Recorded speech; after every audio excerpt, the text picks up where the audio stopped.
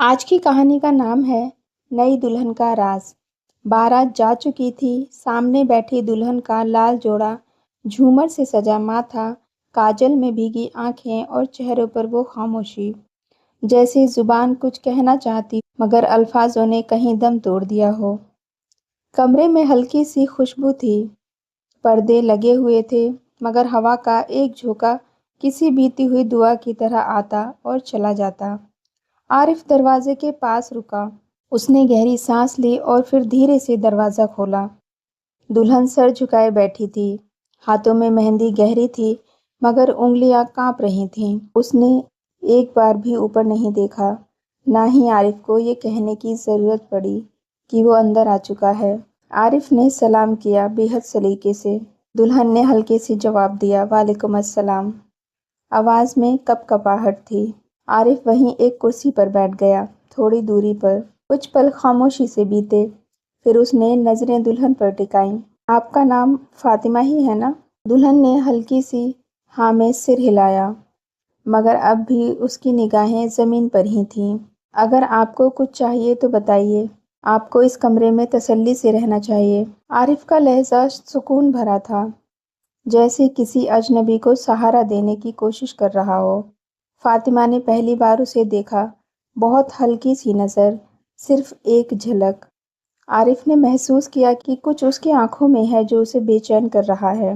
वो महज एक नई दुल्हन की शर्म नहीं थी, वहाँ कोई डर था, कोई राज जो बेजुबान चीख रहा था। आप थक गई होंगी, उसने कहा और उठकर पानी का गिलास भरकर उसकी तरफ बढ़ाया। फातिमा ने कांपते हाथों से गिलास लिया, मगर उसने सिर्फ गिलास थामा, पानी नहीं पिया। आप आराम कर लीजिए, मैं बाहर हूँ, आरिफ ने कहा और कमरे से बाहर चला गया। रात आधी हो चुकी थी। फातिमा अब भी वैसी ही बैठी थी, चूड़ियों की खनक भी जैसे सहमी हुई थी। उसने धीरे से सिर से दुपट्टा हटाया और दीवार की ओर मुड़कर लेट गई, मगर नींद कहाँ थी उसकी आंखों में। उसकी आंखें किसी दूसरी रात में थीं, 6 महीने पहले। फातिमा के सामने वो कुर्सी अब भी खाली थी। पुलिस स्टेशन की सीलन भरी दीवारों के बीच वो लड़की जो अब बीवी थी, पहले शिकायत करने वाली बेटी थी। आप कह रही हैं कि आपको कैद करके रखा गया था? सब इंस्पेक्टर ने पूछा। जी, उसकी आवाज़ टूट रही थी। किसने? मेरा निकाह हुआ था 2 साल पहले। मगर क्या? उसने मुझे निकाह के तीसरे दिन से ही मारना शुरू कर दिया। मुझे कमरे में बंद रखता था और जब मैंने बोलना चाहा तो मेरी ज़बान का भरोसा किसी ने नहीं किया। आपने मायके वालों को क्यों नहीं बताया? फातिमा की आंखें भीग गईं। अम्मी कहती थी बीवी को सब कुछ बर्दाश्त करना चाहिए। अब्बू की तो बरसों पहले ही मौत हो गई थी और मेरी छोटी बहन, वो तो मुझे जिंदा मानती ही नहीं। फिर आप यहाँ कैसे पहुँची? वो जब एक दिन बाहर गया, मैंने खिड़की तोड़ी और किसी तरह भाग निकली। आप तलाक क्यों नहीं लेती? मैंने लिया है, 1 महीना पहले। खुला हो गया है, 1 महीना पहले। मगर लोग पूछते हैं असली वजह क्या थी, और मैं क्या कहूँ कि वो मुझे रातों में बांध कर छोड़ देता था, या ये कि मेरी रूह अब भी कांपती है। इन प्रेजेंट, आज का दिन। फातिमा ने चौंक कर आंखें खोली। उसकी सांसें तेज थीं। पूरा कमरा जैसे किसी डर से भरा था। उसने गिलास उठाया और पूरा पानी पी लिया। दरवाज़ा खुला था। आरिफ ने देखा, वो कांप रही थी। सब ठीक है? उसने पूछा। फातिमा ने नज़रें झुका लीं। उसकी आंखें लाल थीं। आरिफ ने कुछ नहीं पूछा, बस पास बैठ गया। अगर आप कुछ कहना चाहें तो मैं सुन सकता हूँ। फातिमा की आंखों से आंसू गिर पड़े। उसने बिना देखे कहा, आपके घर वालों को क्या बताया गया है मेरे बारे में? कि आप तलाकशुदा हैं और आपकी पहली शादी बहुत दर्दनाक रही थी, लेकिन ये नहीं बताया गया कि कैसे। तो आप मुझसे निकाह करने को तैयार क्यों हुए? आरिफ की आंखों में तसल्ली थी। क्योंकि मैं आपसे उस सुकून की उम्मीद रखता हूँ जो शायद आप भी ढूंढ रही हैं। फातिमा अब उसकी तरफ देख रही थी। पहली बार उसकी आंखों में दर्द के साथ एक सवाल भी था। क्या आप मेरे अतीत को माफ़ कर सकेंगे? माफ़ करने के लिए तो कोई गुनाह होना चाहिए। आपने कोई गुनाह नहीं किया, सिर्फ सहा है। चारों तरफ एक सन्नाटा छा गया। مگر اس بار وہ بوجھ بھرا نہیں تھا۔ میں آپ کے عتیت کو جاننا چاہتا ہوں، عارف نے کہا، تاکہ ہمارے آنے والے کل میں کوئی پرچھائی نہ رہ جائے۔ فاطمہ کی روح کچھ ہلکا محسوس کر رہی تھی۔ اس نے محسوس کیا کہ کوئی ہے جو اسے صرف ایک نام نہیں، اس کی پوری کہانی کے ساتھ اپنانا چاہتا ہے۔ کمرے میں تنہائی تھی، مگر ایک سکون بھی، جیسے کسی بے موسم آندھی کے بعد اچانک سے آئی ٹھنڈی ہوا ہو۔ فاطمہ اب ذرا سہج تھی، وہ اب پہلے کی طرح کانپ نہیں رہی تھی، مگر اس کی آنکھوں میں وہ گہرائی اب بھی تھی جو کسی درد سے لبالب بھری ہو۔ عارف نے اس کی خاموشی کو کبھی توڑا نہیں، وہ بس اس کے پاس بیٹھ کر ایک بھروسے کی چپی بنتا رہا۔ کچھ دیر بعد فاطمہ نے اپنی نرم آواز میں پوچھا، آپ کو کبھی کسی سے محبت نہیں ہوئی؟ عارف نے مسکرایا، وہ مسکراہٹ جس میں تلخی نہیں تھی، نہ ہی کوئی طنز، بس سیدھا جواب، ایک بار، مگر وہ مکمل نہیں تھی۔ کیوں؟ کیونکہ وہ مجھ سے محبت نہیں کرتی تھی، اور میں کسی مجبوری کا محبت میں تبدیل ہونا نہیں چاہتا تھا۔ فاطمہ نے پہلی بار ہلکی سی مسکراہٹ سے اس کی طرف دیکھا۔ تو کیا اب جو ہے اس میں محبت ہو سکتی ہے؟ عارف نے بنا ہچک کہا، اگر محبت خاموش دردوں سے نکلتی ہے تو ہاں، شاید اس بار محبت پوری ہو۔ اس رات بہت دیر تک دونوں نے کچھ نہیں کہا، لیکن ان کی خاموشیاں ایک دوسرے کی زبان بننے لگیں۔ دوسرے دن کی صبح ساس زاہدہ بیگم نے دروازے پر دستک دی۔ بہو، اٹھ گئی ہو تو چائے بنا دو، تمہارے ابا صاحب ناشتے کے لیے نیچے انتظار کر رہے ہیں۔ فاطمہ نے جلدی سے اپنا دوپٹہ ٹھیک کیا اور رسوئی میں چلی گئی۔ اس کا دل اب بھی بھاری تھا، مگر جس انداز سے اس نے چولہا جلایا، چائے بنائی اور پراٹھے بیلنے شروع کیے، وہ ظاہر کرتا تھا کہ وہ اب کمزور نہیں رہی۔ زاہدہ بیگم نے اسے غور سے دیکھا۔ ہم نے سوچا تھا طلاق شدہ لڑکی میں گھر کا کام سمجھداری زیادہ ہوگی، پر تم تو جیسے اپنے ہی خیالوں میں ڈوبی رہتی ہو۔ فاطمہ نے کچھ نہیں کہا، بس پراٹھا تھالی میں رکھا اور سر جھکا لیا۔ عارف نے پاس آ کر ماں کے کان میں دھیمے سے کہا، امی، تھوڑا وقت دیجیے، وہ جو سہ کر آئی ہے اسے دوبارہ سنبھلنے میں تھوڑا سا وقت لگے گا۔ زاہدہ بیگم خاموش ہو گئی۔ 3 دن بعد اس شام بارش ہو رہی تھی۔ کمرے کی کھڑکی کے پاس بیٹھی فاطمہ کی آنکھیں باہر دیکھ رہی تھیں، مگر اس کا دل کہیں اور تھا۔ عارف اس کے پاس آیا، ایک کپ چائے اس کے ہاتھ میں دی اور بیٹھ گیا۔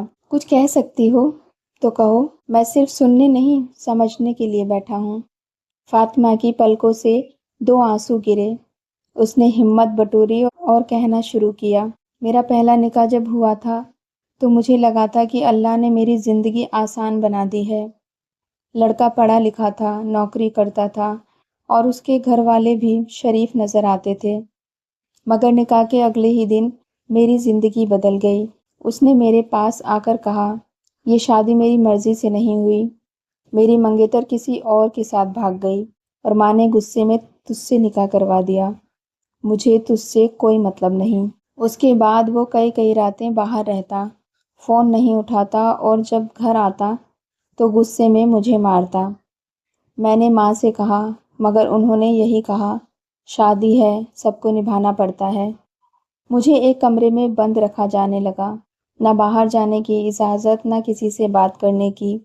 وہ مجھے ہفتوں بھوکا رکھتا، کبھی شراب پی کر مجھے دھکیل دیتا، کبھی مجھے زخم دے دیتا، اور جب میں نے اپنے سسرال میں مدد مانگی تو انہوں نے کہا لڑکی زیادہ بولتی ہے، اسی کی غلطی ہوگی۔ میں روز دعا کرتی، روز مرتی، اور ایک دن جب وہ باہر گیا میں نے کھڑکی سے کود کر بھاگنے کا فیصلہ کیا۔ اس کے بعد پولیس، NGO اور ایک لمبی لڑائی کے بعد میں نے خلا لیا۔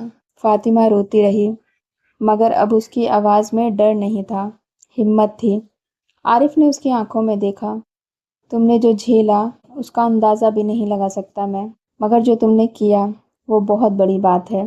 تم اب بھی زندہ ہو، مسکرا رہی ہو، کھڑی ہو، اور یقین مانو یہی تمہاری سب سے بڑی جیت ہے۔ فاطمہ نے پہلی بار گلے میں پڑی چین کو ہاتھ میں لیا اور کہا، میں محبت نہیں چاہتی عارف، مجھے صرف یہ یقین چاہیے کہ میں بوجھ نہیں ہوں۔ عارف نے اس کا ہاتھ تھام کر کہا، تم بوجھ نہیں ہو، میری سب سے بڑی ضرورت ہو۔ وہ شام بہت سکون بھری تھی۔ اب عارف گھر لوٹا اور دیکھا کہ زاہدہ بیگم کے ہاتھ میں ایک پرانا لفافہ تھا۔ کیا ہے یہ؟ انہوں نے پوچھا۔ تمہاری بیوی کے نام ایک رجسٹرڈ لیٹر آیا ہے، ماں نے کہا۔ کسی کا نام نہیں لکھا، مگر لکھنؤ کی مہر ہے۔ عارف چونکا۔ فاطمہ کو؟ کیوں؟ فاطمہ نے لفافہ لیا۔ اس کے ہاتھ کانپ رہے تھے اور اس میں صرف ایک لائن لکھی تھی، میں واپس آ رہا ہوں، تمہارا بیتا کل۔ عارف نے وہ پرچی دیکھی اور فاطمہ کے چہرے کا رنگ اڑتے ہوئے دیکھا۔ کون ہے یہ؟ اس نے دھیمے سے مگر گمبھیر لہجے میں پوچھا۔ فاطمہ کی سانسیں تیز ہو گئیں۔ وہ میرا پرانا شوہر زبیر۔ کیا مطلب؟ اس نے کبھی طلاق کو ایکسیپٹ نہیں کیا۔ اس نے کورٹ میں میرا خلا چیلنج کیا، اور اب شاید وہ… عارف کی آنکھیں غصے سے بھری تھیں مگر اس نے خود کو روکا۔ ڈرو مت، میں تمہارے ساتھ ہوں۔ جو گزر گیا وہ دوبارہ حق نہیں مانگ سکتا۔ اگلے دن شہر کی ایک مسجد کے باہر ایک آدمی بیٹھا تھا، چہرے پر داڑھی، آنکھوں میں نفرت اور ہاتھ میں ایک تصویر، فاطمہ کی شادی کی۔ تم نے مجھے بدنام کیا اور اب کسی اور کی بیوی بن کر شرافت کی زندگی جی رہی ہو، اس نے خود سے کہا۔ وہ زبیر تھا، اس کی آنکھوں میں سازش تھی۔ عارف نے اپنے وکیل سے بات کی۔ اگر کوئی طلاق کو چیلنج کرے اور عدالت میں اس کی بات جھوٹی نکلے تو سزا بھی ہو سکتی ہے، وکیل نے کہا۔ میں چاہتا ہوں کہ یہ پورا کیس دوبارہ کھولا جائے تاکہ نہ صرف فاطمہ کو انصاف ملے بلکہ اس شخص کو بھی اس کی سزا ملے۔ وکیل نے سر ہلایا۔ سجدے میں سر رکھے فاطمہ کی آنکھیں بھیگی ہوئی تھیں۔ یا اللہ، میں بہت ٹوٹی ہوں مگر اب مجھے تنہا مت کرنا۔ اس بار جو سہارا ملا ہے اسے مجھ سے چھیننا مت۔ شام 6 بجے کا وقت تھا۔ آسمان بادلوں سے گھرا تھا۔ فاطمہ اپنی بالکنی میں بیٹھی زمین کی طرف دیکھ رہی تھی۔ نیچے بچوں کی ہنسی گونج رہی تھی مگر اس کی آنکھیں سونی تھیں۔ عارف اس کے پاس آیا۔ اس کے ہاتھ میں ایک چٹھی تھی۔ کل کی سنوائی کے لیے سب طے ہے، وکیل نے کہا کہ زبیر کا جھوٹ اب زیادہ دیر تک نہیں ٹکے گا۔ فاطمہ نے اس کی طرف دیکھا، وہ ایک نظر جیسے 1000 سوال لے کر آئی ہو۔ اگر کورٹ نے اس کے پکش میں کچھ بھی کہہ دیا؟ اس کی آواز کانپ رہی تھی۔ عارف نے اس کا ہاتھ تھام لیا۔ تو میں پورے جہاں سے لڑ جاؤں گا لیکن تمہیں اس جہنم میں واپس نہیں جانے دوں گا۔ اگلے دن کچہری کی دیواروں کے بیچ کورٹ میں بھیڑ تھی۔ ہر کوئی کسی کی زندگی کا فیصلہ سننے آیا تھا۔ وہاں موجود تھا زبیر، کالی شرٹ میں، چہرے پر گھمنڈ، آنکھوں میں نفرت۔ میری بیوی ہے یہ، اس نے عدالت میں کہا۔ اس نے جھوٹا کھلا لیا۔ نہ میں طلاق دینا چاہتا تھا، نہ دیا ہے۔ یہ آج بھی میری بیوی ہے اور اس کا دوبارہ نکاح غیر شرعیت ہے۔ فاطمہ کے ہاتھ ٹھنڈے ہو گئے۔ عارف کی نظر اس کی طرف گئی۔ وہ اب بھی وہیں کھڑی تھی مگر اس کی روح کانپ رہی تھی۔ جج نے پوچھا، آپ کے پاس اس بات کا کیا ثبوت ہے؟ زبیر نے کہا، میرے پاس اس کی کوئی ریٹن میں اجازت نہیں ہے، نہ کوئی نوٹس آیا، نہ کوئی دستخط میں نے کیے، یہ خلا غلط ہے۔ اس کے وکیل نے کہا، فاطمہ نے جو بھی کیس درج کرایا وہ سب بنا گواہ اور ثبوتوں کے ہیں، صرف بیان، اور بیان تو بدلے جا سکتے ہیں۔ اب فیصلہ فاطمہ کے وکیل کے پاس تھا، جنہوں نے آگے آ کر کہا، میرے پاس وہ ڈاکیومنٹس ہیں جو اس جھوٹ کا پردہ فاش کر دیں گے۔ یہ رہی FIR کی کاپی، میڈیکل رپورٹ، NGO کی رپورٹ، پولیس کا سٹیٹمنٹ اور سب سے اہم زبیر کی اپنی وائس ریکارڈنگ، جہاں اس نے خود مانا کہ اس نے فاطمہ کو قید کیا تھا۔ پورا کورٹ سناٹے میں ڈوب گیا۔ اس کے علاوہ، وکیل نے کہا، ہمارے پاس فاطمہ کے ہاتھ سے لکھا ڈائری کا پنہ ہے جسے بچاؤ پکش نے کبھی چیلنج نہیں کیا۔ اس میں زبیر کی درندگی کا ہر حصہ درج ہے۔ جج نے سب کچھ دیکھا اور سنا اور اپنی کرسی سیدھی کی۔ کورٹ اس بات کو مانتا ہے کہ فاطمہ نے اپنے اوپر ہوئے اتیاچاروں سے بچنے کے لیے خلا لیا اور یہ پرکریا شریعت اور قانون دونوں کے تحت ویدھ ہے۔ زبیر کو جھوٹی گواہی اور مانسک اتپیڑن کا دوشی مانا جاتا ہے۔ عدالت اسے 3 مہینے کی سزا اور 25,000 روپے کا جرمانہ دیتی ہے۔ کورٹ کا فیصلہ گونجا۔ فاطمہ کی آنکھوں سے جیسے برسوں کا بوجھ اتر گیا، اب سب ختم ہو گیا؟ فاطمہ نے دھیرے سے پوچھا۔ عارف نے اسے دیکھا۔ نہیں، اب سب شروع ہو رہا ہے۔ کیسا لگتا ہے جب کوئی ڈر پیچھے چھوٹ جاتا ہے، جیسے کسی نے روح کو سانس لینا سکھا دیا ہو۔ اس نے اس کا ہاتھ پکڑا۔ اور اس بار میں تمہاری ہر سانس میں ساتھ دوں گا۔ ایک نئی صبح۔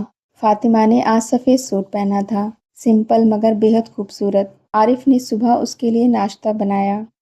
آج اسکول میں تمہاری پہلی کلاس ہے نا؟ ہاں، میں ڈر رہی ہوں، فاطمہ نے کہا۔ ڈر تو اب پیچھے رہ گیا، اب تو صرف تم اور تمہارا نور ہے جو اس دنیا کو دکھانا باقی ہے۔ اس رات فاطمہ نے سجدے میں سر رکھا۔ یا رب، شکر ہے تو نے میری روح کو رہائی دی، میری سانسوں کو پناہ اور میرے آنسوؤں کو سمجھنے والا ہمسفر۔ کہانی یہیں ختم نہیں ہوتی۔ ایک دن فاطمہ نے اپنے اسکول کی ایک چھوٹی بچی سے پوچھا، اگر کوئی آپ کو دھکا دے تو آپ کیا کریں گی؟ بچی نے معصومیت سے کہا، میم، پہلے میں گروں گی، پھر اٹھوں گی اور پھر دوبارہ گرنے نہیں دوں گی خود کو۔